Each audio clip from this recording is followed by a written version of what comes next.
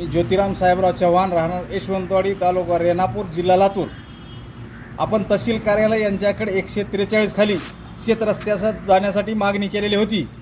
त्याची तारीख आहे 25/11/2024 या रोजी दाखल केलेला होता.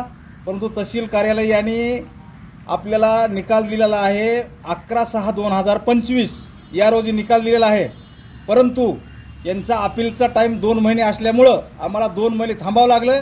तर यांचा टायमिंग संपल्याच्या नंतर 21/8/2025 रोजी त्यांच्याकडे अर्ज दिला की आपला अपील टाईम संपलेला साहेब, तर आम्हाला तात्काळ रस्ता खुला करून देण्यात यावा.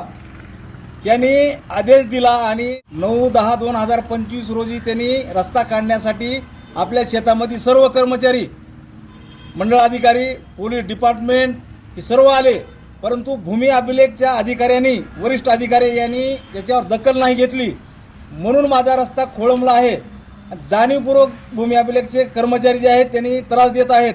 आणि याच्यामध्ये साहेबांना नंतर सांगितलं तहसीलदारांनी की आपण रान वल्ले आहेत, आपण एक रान हडकल्याच्या नंतर आपण रस्ता काढून देऊ, हे असं आश्वासन दिलं आम्हाला.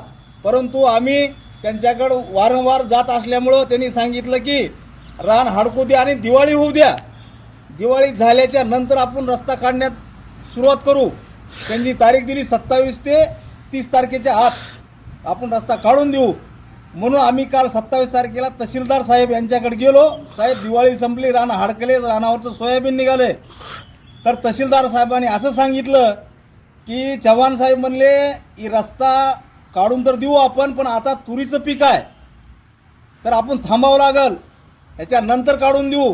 तर ह्यांचे वारंवार हिने ढकलत आहेत. कारण की आम्हाला असं कळालं की तहसीलदार आणि भूमी अभिलेखचे वरिष्ठ अधिकारी त्यांनी विरोधी पक्षाकडून हातमिळवणी केल्यामुळं माझ्या रस्त्याचं काम खोळंबलं आहे.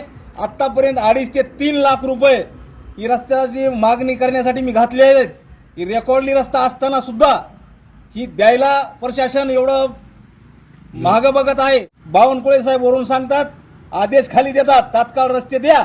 आणि हे बावनकुळे साहेबाला पण पत्र दिलेलं आहे. मी 3 वेळेस आत्मदान केलं मुख्यमंत्री कार्यालयात. 7/10/2025 या दिवशी बावनकुळे साहेबाला मी पत्र दिलेलं आहे. त्याच्यानंतर बावनकुळे साहेबांनी कलेक्टरला आदेश दिले, परंतु कलेक्टर साहेबांनी त्याच्यावर दखल घेतली नाही. म्हणून माझं विनंती आहे, सचिन भाऊ कदम सांगलीकर यांच्यापर्यंत व्हिडिओ पोहोचवा ही माझी विनंती आहे. जय जवान, जय किसान.